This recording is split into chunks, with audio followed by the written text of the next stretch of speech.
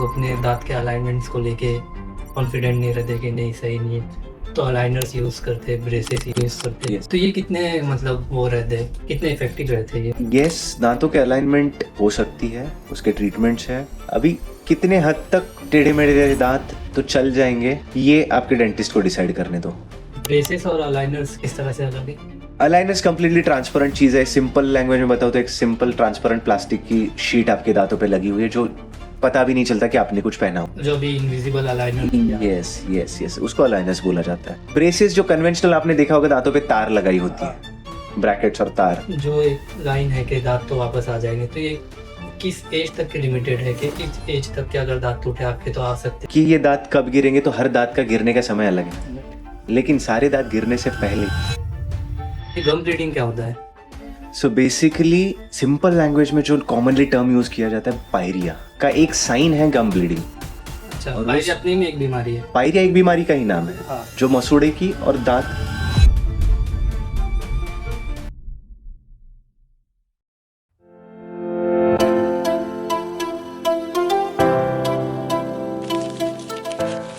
We are with doctor Jayesh. Hi doctor. Hello. पहले doctor के बारे में कुछ जान लेते हैं। आप अपना क्विक इंट्रो दे सकते हो? वो my self doctor Jayesh Ghuge. मैं 10 साल से प्रैक्टिस कर रहा हूँ। I am a dentist and implantologist. 10 साल का एक्सपीरियंस काफ़ी बड़ा एक्सपीरियंस होता है। एक ये चीज़ है जो मेरा ध्यान बार-बार आकर्षित कर रही है, डॉक्टर, इंजीनियर, आर्टिस्ट, ये क्या है? So basically it is a gift from a company. Dentist जो वर्ड है उसको अगर इलेबोरेट करना हो तो कैसे कर सकते थे? D for doctor, N for engineer, and जो टिस्ट है उसके लिए आर्टिस्ट। ऐसा, क्योंकि एक डेंटिस्ट का वर्क जो है ना, ये तीनों चीजों से बनता है। जैसे कॉस्मेटिक डिजाइनिंग वगैरह हो गया, तो वहां पे आर्टिस्टिक हैंड चाहिए बारीकी से काम करने के लिए। इंजीनियरिंग वाला दिमाग चाहिए मिलीमीटर्स और माइक्रोमीटर्स में काम करने के लिए। एंड डॉक्टर का दिमाग चाहिए वहां पे, ताकि आपके हेल्थ पे कोई साइड इफेक्ट ना हो, या फिर हेल्थ से जो चीजें बैलेंस में काम करे वैसी चीजें आपके बॉडी में यूज हो। तो इसके लिए dentist can be elaborated like this. काफ़ी अच्छा एलैबोरेशन है। तो बोल सकते हैं हम कि एक डेंटिस्ट मल्टी टैलेंटेड पर्सन होता है। यस डेफिनेटली, जिसने अच्छे से प्रैक्टिस की है उसने तो होना ही है। एक मेरा मेन कंसर्न ये था कि अपनी सोसाइटी में टीथ हेल्थ को लेके कोई इतना एकदम अवेयर है ही नहीं। लोगों का मानना ये है कि हाँ, दाँत का मतलब तो सिर्फ यही है कि हाँ, अच्छी स्माइल दे रहा है, बस दाँत का मतलब उतना ही हो गया। तो ये अवेयरनेस ज़रूरी है लोगों में, और ज़रूरी है तो किस हद तक ज़रूरी है? ओके, तो सबसे पहली बात, 32 दांत है ना, हाँ। प्रॉब्लम ऊपर वाले ने क्रिएट किया है, ऐसा मैं कभी कभी मानता हूँ मजाक के। लेकिन उसी की वजह से एक्चुअली 32 दांत है और फ्री मिले हैं, इसके लिए लोग उसको उतनी अहमियत नहीं देते हैं। बट मुंह एक और दांत, आप खाना चबा रहे हो, वहीं से आपका डाइजेशन स्टार्ट होता है, खाने का पाचन क्रिया वहीं से स्टार्ट होती है। जो मैक्रो मॉलिक्यूल्स है उसमें अगर आपकी थूक, आपकी सलाइवा अच्छे से मिक्स नहीं होगी, तो अंदर खाना डाइजेस्ट नहीं होगा ठीक से। अच्छा। प्लस जो आपके सिस्टमिक डिसीजेस हैं, बैक्टीरियाज की वजह से कॉज होने वाले हैं, बहुत बार उनके अंश जो है अपने को मुंह में दिखाई देते हैं, जैसे ब्लीडिंग गम्स हो गया, गम स्वेलिंग हो गया, बैड ब्रेथ हो गया। ये सारी चीजें इंडिकेटर होती है बहुत बार बड़ी चीज के लिए। अच्छा। तो इसके लिए इसको कभी दुर्लक्षित नहीं करना चाहिए। तो अगर किसी को इसमें से कुछ भी प्रॉब्लम है, तो मतलब वो एक इंडिकेशन है बॉडी की तरफ से? यस, हो सकता है, हो सकता है। इट इज एन इंडिकेशन कि आपकी बॉडी में बैड बैक्टीरियल लोड बढ़ रहा है। अच्छा। एटलीस्ट इन माउथ वो स्टार्ट हो रहा है। और मुंह से सारी चीजें कहाँ जाती है? पेट में जाती है। पेट से कहाँ जाती है? ब्लड में जाती है। तो बैक्टीरियाज भी आप इंजेस्ट कर रहे हो तो ब्लड में ही जाएंगे, एंड फिर जहां जहां पे वो हार्म कर सकते हैं वहां पे करेंगे। अच्छा, मतलब एक दाँत कितनी चीज़ों से लिंक्ड है कि अगर आपके ये ओरल हेल्थ ही सही नहीं है तो आपको कई सारी और बीमारियां भी आ सकती यस हैं। जैसा भी आपने बोला कि गम रिलेटेड काफ़ी ज़्यादा इश्यूज रहते हैं, उसमें से एक आपने बोला कि ब्लीडिंग भी होता है। यस। तो ये गम ब्लीडिंग क्या होता है? सो बेसिकली सिंपल लैंग्वेज में जो कॉमनली टर्म यूज किया जाता है, पायरिया। पायरिया। यस, पायरिया का एक साइन है गम ब्लीडिंग। अच्छा, और पायरिया अपने में एक बीमारी है। पायरिया एक बीमारी का ही नाम है, हाँ। जो मसूड़े की और दांत का जो हड्डी है, मतलब जो जॉ बोन जहां पे दांत बैठा हुआ है, उसकी बीमारी है, जिसको लेमैन लैंग्वेज में पायरिया बोला जाता है। वो बैक्टीरियाज की वजह से ही होती है। मतलब आपको सिंपल लैंग्वेज में बताओ तो पूरी दुनिया में जितने बैक्टीरियाज है ना, उतने ऑलमोस्ट सारे मुंह में पाए जाते हैं। अच्छा। जिसमें से 50%, 50% यूजफुल है अपने खाने को डाइजेस्ट करने में, और 50% हार्मफुल है, जो ये सारी चीजें कॉज करवाते हैं। उसमें से कैविटी बनाने वाले बैक्टीरियाज अलग है दांतों में, पायरिया बनाने वाले बैक्टीरियाज अलग है दांतों मसूड़ों में। तो ये चीज है। कैविटी का प्रोसेस क्या रहता है, कितने टाइम में फैलता है? अभी अपने इंडियन कल्चर में है तो कि लोग चाय पीते हैं, कॉफी पीते हैं और मल्टीपल टाइम्स पीते रहते हैं। मेनली कैविटीज क्यों होते हैं, तो दांतों के ऊपर चिपका हुआ कोई भी खाना 10 मिनट से ज्यादा अगर चिपका हुआ रहता है तो वो कैविटीज बना सकता है। वो बैड बैक्टीरियाज को अट्रैक्ट करता है। वो बैक्टीरियाज फिर, अगर उसका थोड़ा सा डिटेलिंग करूं मैं, तो वो एसिड प्रोड्यूस करते हैं और दांतों को गलाना चालू करते हैं। सेम हाइड्रोक्सी एपेटाइट क्रिस्टल्स जो दांतों का बिल्डिंग ब्लॉक होता है, एंड कैल्शियम, वो उसको खाना चालू कर देते हैं। तो अगर कोई पेशेंट ऑलरेडी सफर कर रहा है इन सारी चीजों से, गम ब्लीडिंग वगैरह से, तो उसको क्या क्या प्रिवेंशन लेने चाहिए अपनी तरफ से कि ये और ना बढ़े, डॉक्टर को बताने से पहले? उसको तो सबसे पहले डॉक्टर को ही बताना है। हाँ। क्योंकि ब्लीडिंग गम्स हो गए मतलब पायरिया के ना 4 स्टेजेस होते हैं। तो he has already reach 3rd to 4th stage. अच्छा। तो वो कौन से स्टेज पे है उसके ऊपर डिपेंड करता है कि ट्रीटमेंट क्या होगा, और वो फिर सप्लीमेंट्री वो घर पे क्या कर सकते हैं उसके लिए। ठीक है। मेन चीज तो आपके खाने में मल्टीविटामिन होने चाहिए, कैल्शियम रिच फूड होना चाहिए, ब्रशिंग अच्छे से होना चाहिए। वो यही चीजें अपने हाथ में है। लेकिन अगर ऑलरेडी डैमेज हो चुका है तो उसको रिपेयर करने का तरीका एंड कौन से स्टेज पे है आपका कंडीशन, वो सब आपके डेंटिस्ट ही तय कर सकते हैं। उसके सोल्यूशंस में आपको बताऊं तो बेसिकली जैसे मैंने बताया था स्टार्टिंग में कि नॉर्मल क्लीनिंग से लेके उसमें फिर डीप क्लीनिंग होता है, जहां पे गम्स को थोड़ा सा नम करके जितना अंदर तक क्लीन कर सकते हैं उतना अंदर तक क्लीन करते हैं।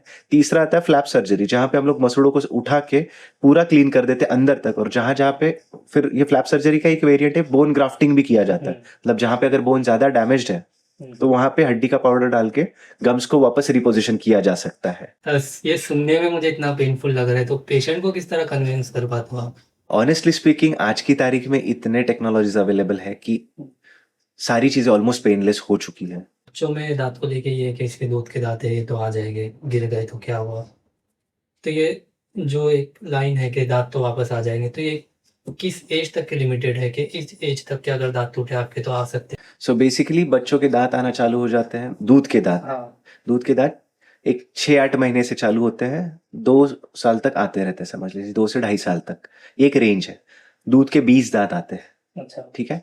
दूध के दांतों का मेन फंक्शन एक तो बच्चे को खाने के लिए, सेकेंडली अभी यहाँ पे भी कुदरत ने भी ऐसा बनाया है कि मम्मी का मिल्क 6 महीने तक ही जरूरी है, 6 से 8 महीने तक। उसके बाद दांत आना चालू हो जाते हैं ताकि बाहर से बच्चा न्यूट्रिशन ले सके।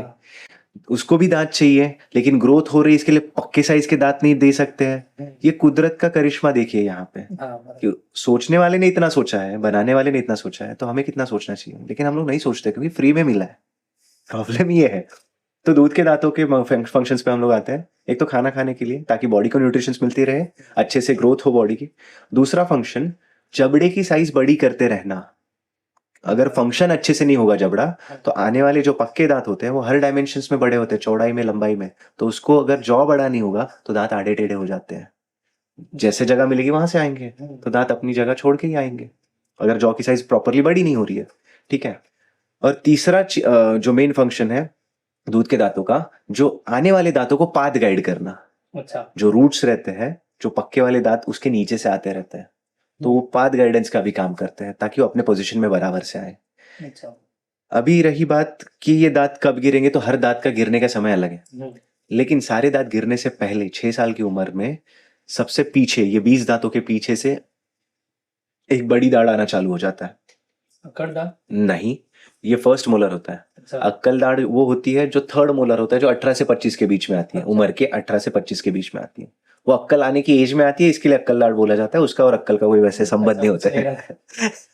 तो इसके लिए वो मुद्दे पे आते हैं हम लोग। तो दूध के दांतों का अगर हम लोग बात करें तो 6 साल की उम्र में पीछे की दाढ़ आ गई, 7-8 की उम्र में सामने के दांत गिरते हैं। तो हर दांत का गिरने का समय अलग अलग है। तो नॉर्मली 13, 14, 15 तक सारे दांत आ जाने चाहिए, पक्के वाले। That is normal age. अगर किसी के दांत गिर गए तो वापस से नए दांत लगाने के कौन कौन से ऑप्शंस रहते हैं एक पेशेंट के पास? तो दांत गिरने के बाद सबसे पहले तो मैं बोलूंगा कि दांत गिरने ही मत दो। अभी एज वाइज अगर गिर रहे हैं तो दैट इज अनदर सिनेरियो। हाँ, जैसा आपका सवाल है, तो दांत लगाने के ऑप्शंस सबसे पहले जो ट्रेडिशनल ऑप्शन था, कन्वेंशनल ऑप्शन था, दैट वाज ब्रिज। फिक्स में, अच्छा, फिक्स में 2 ऑप्शन है, ब्रिज एंड इम्प्लांट।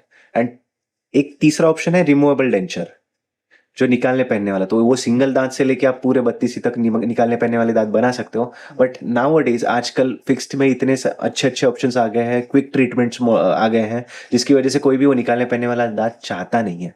अच्छा।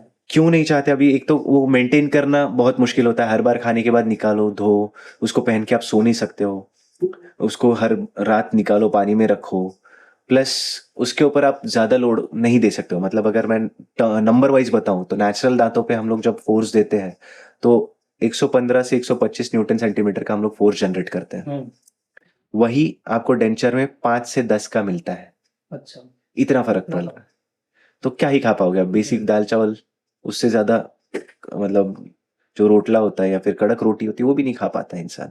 एंड प्लस उसमें भी अगर वो उसका लाइफ होता है 3-4 साल 5 साल, उसमें वो हड्डी और गल जाती है तो उसका फिटिंग लूज हो जाता है। अच्छा, वो भी गलते। हड्डी गलती है जिसके ऊपर वो बैठा हुआ है, अच्छा, इंसान इंसान की जो जॉ बोन है वो गल रही है। तो क्योंकि वो मेजरमेंट पे बनाया जाता है, हाँ। प्री फिक्स साइज में कुछ नहीं आता, क्योंकि हर एक का जैसा फिंगरप्रिंट अलग है ना, वैसे हर एक का दांत का साइज, शेप, जबड़े का शेप सब अलग है। तो इसके लिए हर एक के साइज के हिसाब से मेजरमेंट लेके डेंचर बनाया जाता है, फिर कैप्स बनाए जाते हैं। ठीक है, वैसा प्री फिक्स में नहीं आता है। तो ये हो गया निकालने पहनने वाले दांत के बारे में। अगर फिक्स में बात करूं तो ब्रिज में क्या होता है ना कि बीच में अगर एक दांत नहीं है तो आज आगे और पीछे के एक एक दांत को ट्रिम किया जाता है और 3 कैप एक साथ बिठाए जाते हैं। जैसे अगर हम लोग देख रहे हैं कि यहाँ पे बीच में दांत नहीं है तो आगे और पीछे के दांत को ट्रिम करके हम लोग 3 कैप एक साथ बिठा देते हैं। और दो So, दांत उसको सपोर्ट करेंगे। यस, इसके लिए इसको ब्रिज बोला जाता है। And second option is implant. ठीक है, हड्डी में ऐसा इम्प्लांट जाता है, फिर उसके ऊपर एक अटैचमेंट लगता है, यस, और फिर उसके ऊपर कैप लगती है। ये 2 फिक्स में ऑप्शंस है। आज की तारीख में सबसे बेस्ट चलने वाला ऑप्शन इम्प्लांट है। इम्प्लांट। यस। दांतों को लेके जो एक प्रॉब्लम रहती है मेनली लोगों में, बैड ब्रीदिंग, दांतों पे किस हद तक डिपेंडेंट है ये, अगर किसी को प्रॉब्लम है ये? आप बैड ब्रीदिंग के बारे में पूछ रहे हो तो बैड ब्रीदिंग का सिर्फ दांत रीजन नहीं हो सकते। अच्छा। बैड ब्रीदिंग के रीजंस मैं आपको लाइन से गिना देता हूँ। सबसे पहले starting from your water intake, पानी कितना पी रहे हो आप दिन में, अच्छा। कितना ड्राई रह रहा है आपका मुंह, क्योंकि ड्राई एटमॉस्फेयर में वापस हार्मफुल बैक्टीरियाज ग्रो होते हैं, फिर वो भी बैड स्मेल कराते हैं। फिर कैविटीज है कि नहीं, दांतों में खाना फंसा है कि नहीं, गम्स में कोई डिसीजेस है, गम्स में इन्फ्लेमेशन है, ये हो गए मुंह से रिलेटेड बातें। ये सब कुछ नहीं है तो इंडाइजेशन अगर आपको है, बार बार एसिडिटी हो रही है, फ्रीक्वेंट एसिडिटी होती है, या फिर इंटेस्टाइन्स के कुछ प्रॉब्लम्स है, पेट साफ नहीं हो रहा है, तो ये सारी चीजों की वजह से ही बैड ब्रेथ आ सकता है। प्लस कुछ मेडिसिनल ट्रीटमेंट्स आपके चालू है। सिस्टमिक डिसीजेस में अगर शुगर है पेशेंट को तो ये सब चीजों में भी बैड ब्रेथ आ सकता है मुंह से। तो इसके लिए सिर्फ दांत ही जिम्मेदार हो गए या मुंह, ओरल कैविटी आपका जिम्मेदार है? बॉडी जिम्मेदार। हाँ, ऐसा हो नहीं सकता। अभी ये हर एक के केस में अलग अलग चीज हो सकती है, तो आपको डॉक्टर को कंसल्ट करके ही रूल आउट करना पड़ेगा कि आपके केस में क्या चीज है, वो चीज इस चीज को ट्रिगर कर रही है। लोगों में ये भी पाया जाता है कि लोग अपने दांत के अलाइनमेंट्स को लेके उतने वो नहीं रहते, कॉन्फिडेंट नहीं रहते कि नहीं सही नहीं है, तो अलाइनर्स यूज करते, ब्रेसेस यूज करते। यस, तो ये कितने मतलब वो रहते, कितने इफेक्टिव रहते ये? यस, दांतों के अलाइनमेंट हो सकती है, उसके ट्रीटमेंट्स है। अभी कितने हद तक टेढ़े मेढ़े दांत तो चल जाएंगे, ये आपके डेंटिस्ट को डिसाइड करने दो, पहली बात।